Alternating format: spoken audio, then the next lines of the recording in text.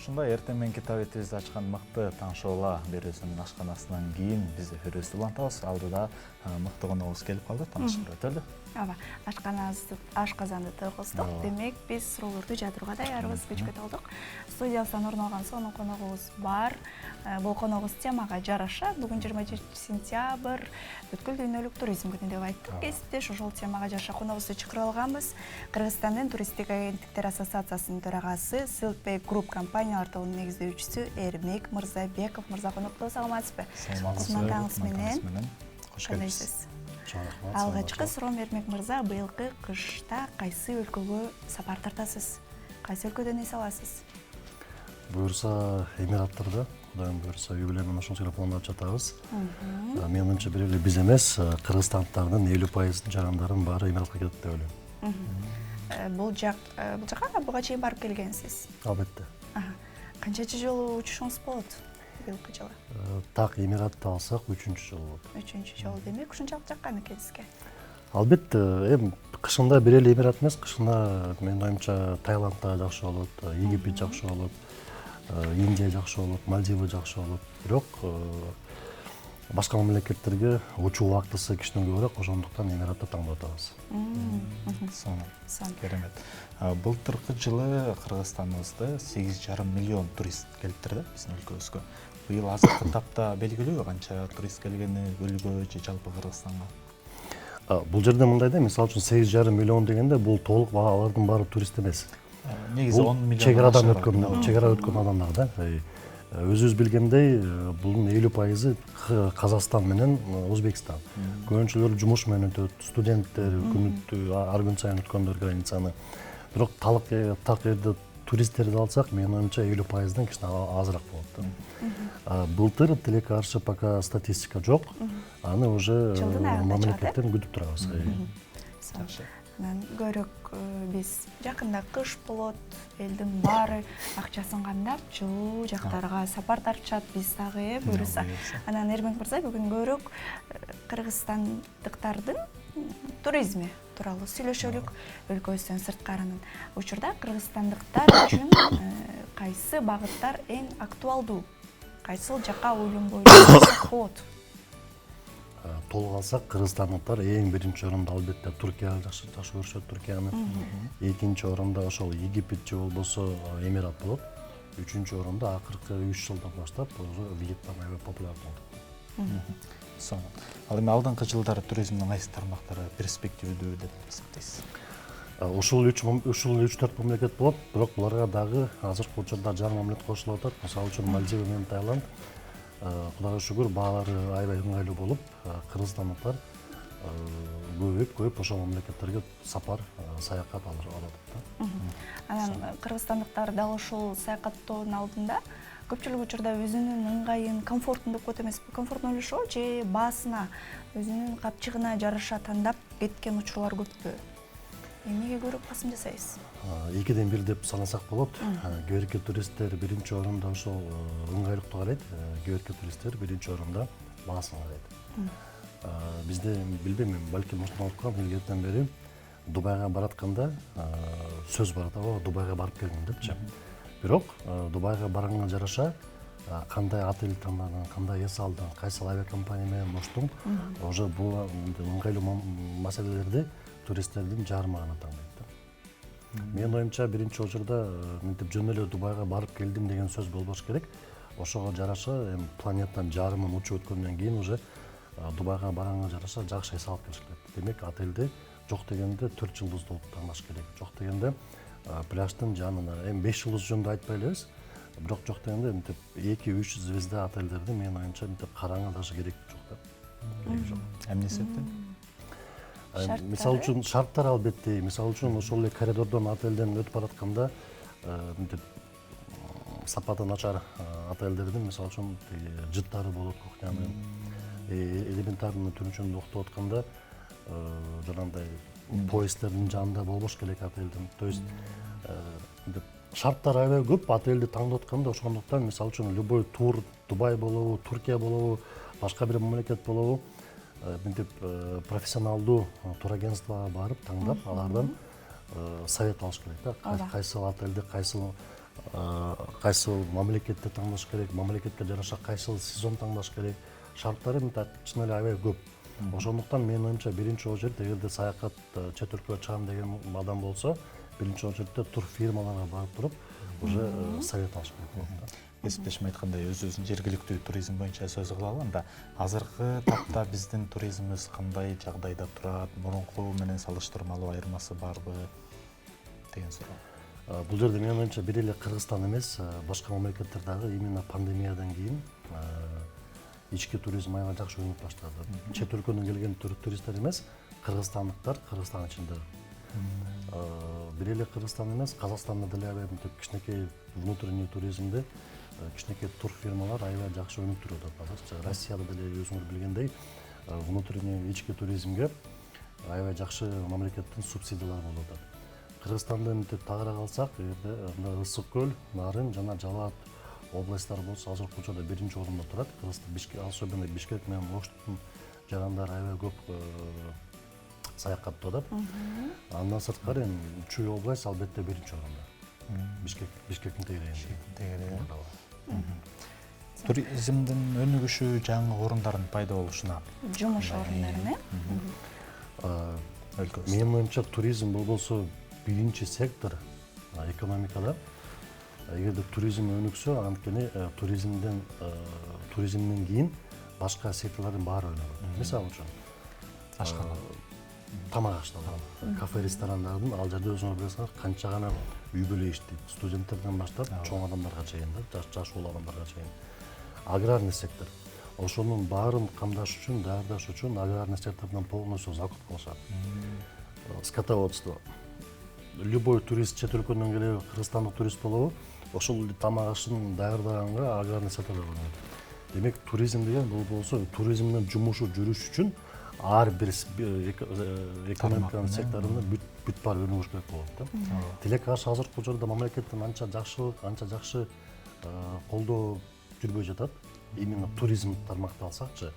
Бирок менин оюмча азыркы учурда биздин мамлекеттик ишкерлерибиз туризмдин багытын көрүп, жакшы пландарды азыр түзүп атат. Кудайым буйруса, менин оюмча туризмди Кыргызстандын мамлекети аябай жакшы колдоп баштайт. Азыр эле тур фирмалары тууралуу сөз кылып кеттик. Сөз саякаттоого чыгардан мурда ошончо акча чогултуп, жакшы ниеттерди кылып чыгасың, анан сөзсүз түрдө адашып болуу керек. Жана сиз айткандай 2 жылдыздуу, 3 жылдыздуу мейманканаларды карабай эле койгонубуз туура болот. Бирок кантип тур фирманы туура тандайбыз, эмнесине маани беришибиз керек. Азыр барсаң, баары эле сонун болот, сонун эс аласың деген сөз айтышат да. Биз ошол учурда башкалардан айырмаланып, акылдуураак болуп, эмнелерге көңүл бурушубуз керек? Абдан туура суроо болду. Биринчиден мен мынтип совет бермекмин. Тур таңдаганын ордунан биринчи тур фирманы тандаш керек. Абдан туура айттыңыз. Көбүнчө тур фирмалар саякатыңыз жакшы болот, коркпоңуз, кетиңиз деп эптеп турду сатууга аракеттенишет. Бирок мынтип профессионалдуу тур фирмалар эч качан антпайт. Эгерде отель жаман болсо, ачык эле айтат: "Эже, байке, кечириңиздер, бирок бул отельге биз саякатты сизге сата албайбыз, анткени уят болобуз" дейт. Ошондуктан биринчи орунда эгерде жакшы профессионалдуу тур фирма тапсаңыздар, менин оюмча ошол тур фирмага байланышып, кандай совет берсе ошону угуш керек. Тур фирма тандаш үчүн эң биринчи баарыбыз билгендей эле офис тааныш керек. Кээбирки тур фирмалар бирге бир офис алат арендага, же болбосо көбүнчөлөрүнүн офистери жок болот. Сотрудниктерин караш керек, канча адам тур фирмада иштейт, бухгалтериясы барбы, бухгалтериясы такпы, налог төлөнүп атабы, сертификаттары барбы. Мисалы үчүн жакшы профессионалдуу тур фирмаларда обязательно чет өлкөдөгү туроператор же авиакомпания партнерлордон сертификаттары болот. Бул тур фирма профессионал, бул тур фирма обучение сотрудниктерин өткөргөн деп, ошонун баарын эгерде байкасаңыздар, албетте бул тур фирма ишенсе болот. Эгерде тилекке каршы ошонун баарын шарттары жок болсо, менин оюмча ал тур фирма андай тур фирманы таңдаш үчүн жок дегенде бир 10 жыл ойлонуш керек болот. Адистер боюнча Кыргызстанда андан сырткары дагы ассоциациялар бар. Туризм тармакты караган. Ошол ассоциация сайттарына кирип, же болбосо департамент туризмнин сайтына кирип, кайсы тур фирма аркылуу рекомендованный тур фирма деп ошонун баарын байкап туруп, Анан кийин гана турфирма таңдагандан кийин гана уже турду таңдаш керек да. Сонун. Адистер боюнча сүйлөшүп калдык. Экөөбүз ошо кесипкөй адистер жетиштүүбү? Тилекке каршы жок. Бул жерден биринчи бөлүш керек. Адистер болсо ички туризмге же сырткы туризмге депчи. Чет өлкөдө туризмди алсак, тилекке каршы Кыргызстанда бир дагы окуу жай жок. Чет өлкөгө иштеген адистерди дагы турагент деп коет. Ички туризмди алсак, албетте бар. Манас университет, Академия туризма, МУК, Национальный университет, ар бир университетте факультеттери бар туризм тармактагы. Ал жерде гидтерди даярдайт, отельный сотрудниктерди даярдайт. Ал жерде баары жакшы, менин оюмча. Бирок ошо именно эгерде чет өлкөлүк туризмди алсак, тилекке каршы бүгүнкү күнгө чейин пока что жок. Демек, бул туризмдин өнүгүүсүнө кандайдыр бир өзүнүн кедергисин тийгизет. Анан дал ошол туризм тууралуу сүйлөшкөндө, бул Кыргызстандын экономикасына болуп көрбөгөндөй пайда алып келатат атабыз да. Дагы кандай пландар бар азыркы учурда? Дагы туристтерди кантип өзүбүзгө тартып алабыз? Ошол эле биз билгенибизден керемет тоолор, керемет көлүбүз, мындан сырткары эмнелер менен кызыктыра алабыз? Былтыр Туркияга сапар менен баргам, жумуш сапары менен. Аэропорттон чыгып, өзүм Туркиянын жарандары катары эле такси эмес, автобус менен шаарга кирейин дегем Стамбулга. Автобуска отуруп баратсам, автобустун четки эмелеринде, артында, сиденьлерде экрандар бар экен. Өзбекстандын рекламасы жүрөт. Стамбулдун общественный транспортунда Өзбекстандын рекламасы жүрөт. Кыргызстандын рекламасын тилекке каршы бир дагы жерден көргөн жокмун. Демек, менин оюмча биринчи очередте бизде туроператорлор көп Кыргызстанда, өзүңөр билесиңер, аябай жакшы туроператорлор бар. Бирок маркетинг Кыргызстандыкы тилекке каршы слабый да. Андан сырткары субсидиялар жок. Мисалы үчүн Өзбекстанда мен билгендей, эгерде туризм башкасы тармактан суу деп коелу. Биздин Шоро катар, Легенда суу катар, эгерде Өзбекстандан бир компания чет өлкөгө экспорт кылып атса, обязательно Өзбекстан туризм логотипин кошсо, өзүнүн продукциясыначы, минус НДС бар. Же болбосо бир налогтордун субсидиялап туруп, мамлекет налогторду алып салат да, ошол компанияга. Мисалы үчүн бизде аябай чоң Шоро компаниясы бар. Легенда суусун азыркы учурда Эмираттарга же башка чет өлкөгө экспорт кылып атат. Ошол жерге биздин департамент туризмдин логотипин кошуп койсо, өзүнүн акчасыначы, биздин мамлекет менин оюмча эгер ошону поощрение кылып туруп, бир налогтордун жарымын же болбосо бир определенный бир пайызын алып койсо, бул аябай жакшы поддержка болмок да. Бир эле туризмге эмес, реклама катар, ошол эле компанияга, чоң экспорт кылган компаниягачы. Кыргызстанда азыркы учурда бүгүнкү күнгө тилекке каршы мындай поддержка жок. Бир поддержка башталды, бул фонд развития туризма ачылган. Азыркы учурда алар жакшы жумуш кылып атат, бирок жумушу аябай мынтип узкий да. Алар болсо бир эле эме кылышат. Чет өлкөдө өтүп аткан форумдарга кыргызстандык туроператорду ташып баштаган да. Ошонун баарын жарым акчасын төлөп, жарым акчасын турфирма өзү төлөйт. Бирок менин оюмча бул аз. Мындан сырткары биринчи очередте ошол именно маркетингге ход кылып туруп, билбейм, балким Кыргызстанда анча жакшы маркетологдор жок. Бирок бул менин оюмча проблема эмес. Чет өлкөнү эле жалдасак болот да. Фонддун бюджети аябай жакшы. Менин оюмча ошону туура колдонгондо Кыргызстанды чет өлкөгө аябай жакшы биз реклама кылсак болот. Андан сырткары азыркы учурда өзүңөр билгендей, Казакстан менен кошунабыздар, Казакстан менен Өзбекстан Кытай туристтер үчүн 2 жумага визасыз уруксат беришти. Кыргызстанга тилекке каршы пока что андай жок. Эми байкап көрөлү. Ошол убакыттан баштап кыргызстандыктар Кыргызстанга канча Кытайдын рыногун билесиңер, аябай чоң. Эгерде Кытайдан туристтерди Кыргызстанга ташып баштасак, бул биздин экономикага, жана эле айткандай, бир эле туризм тармакка эмес, бүт эле тармакка аябай жакшы инвестиция болмок да.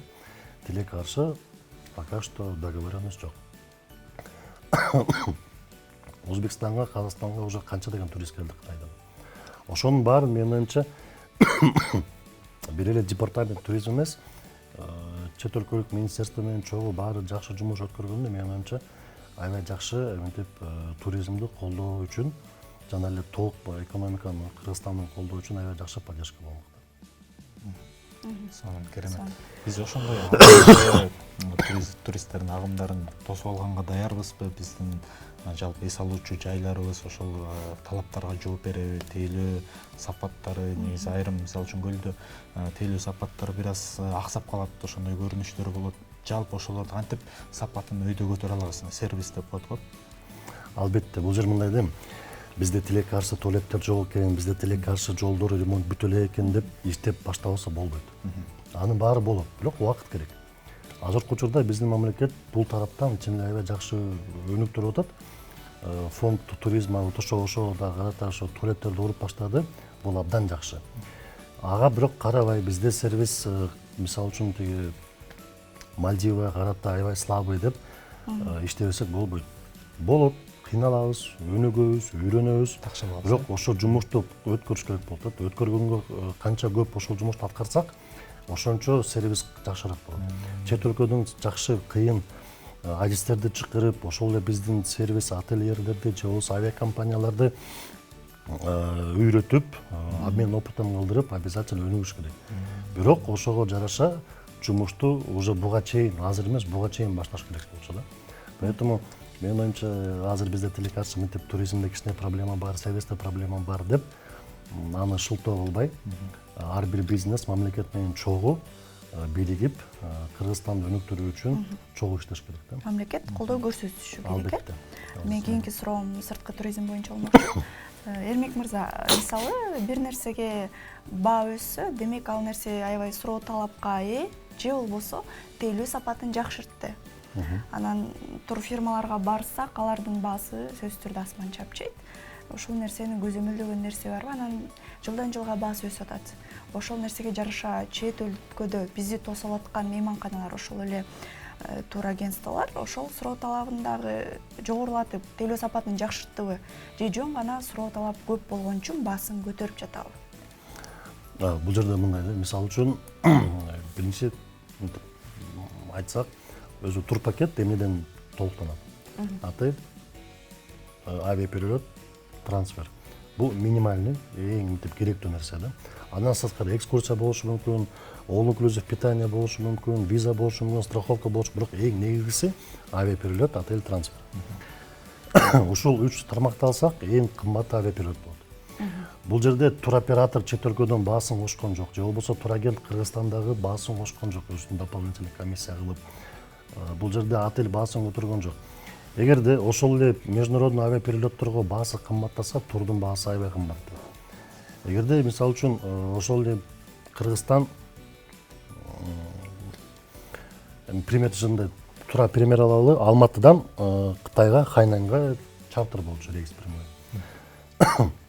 Ошол Алматы Хайнан рейстердин 50%-ын Хайнан правительствонун мамлекеттин органдары субсидия кылчу, 50%ын төлөп берчү.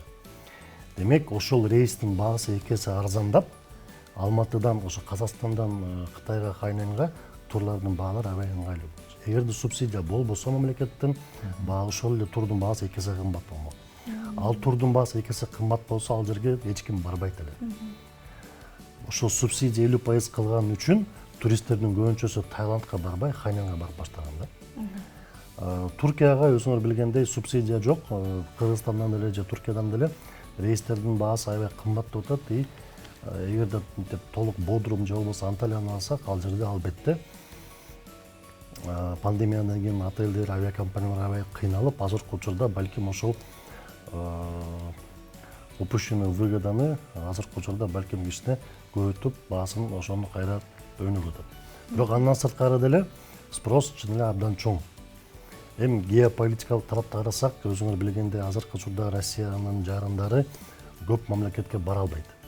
Туркияга бара алат, Египетке бара алат. Демек, спрос ошол мамлекеттерге азыркы учурда аябай чоң болуп атат. Отельде 200 номер болсо, 150-сү баары Россиянын жарандары. Демек, там же спрос, баасы кымбат деп логично. Туура айтасыз.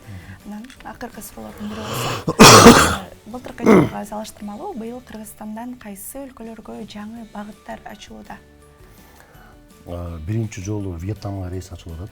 Ушул декабрда Таиландка 4-чү жолу рейс коюлуп атат, Бишкектен прямой рейс. Вьетнамда Бишкектен болот прямой рейс, Индия прямой рейс болуп атат жана азыркы октябрдан баштап МК айдан Египетке туура рейс болот Бишкектен. Менин оюмча бул абдан жакшы, анткени мисалы үчүн ошол эле Вьетнамды алсак, канча деген турист Кыргызстандын жарандары Кыргызстандан эмес, Алматы аэропортунан учуп атат. Демек, ошол бюджеттин баары тилекке арча Манас аэропортко калбай, башка мамлекеттин аэропортуна кетип атат. Бул жерде эле мынтип аябай жакшы жумуш өткөрүлдү биздин аэропорт тараптан. Анткени ошол эле Бишкектен Вьетнамга рейс ачып атканда аэропорт тараптан бир поддержка болуш керек да. Өнүктүрүү үчүнчү. Туроператорлор канча деген миллион акчасын киргизип, рискке барып туруп бизнесмен ошол рейсти ачып атканда, ошол эле мамлекет деп коелу, Манас аэропорт тараптан поддержка болсо абдан жакшы болот. Демек, ошол бүт кете турган акчаны Кыргызстанга эмес, же Өзбекстанга эмес, Кыргызстанда калат да. Налогтордун баары тияка төлөнбөй, биздин мамлекетте калат.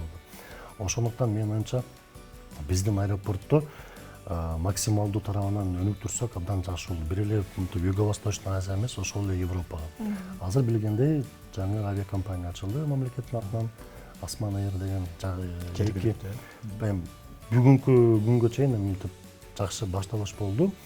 2 борт алынды, 2 самолет, пока что кичинекейлер.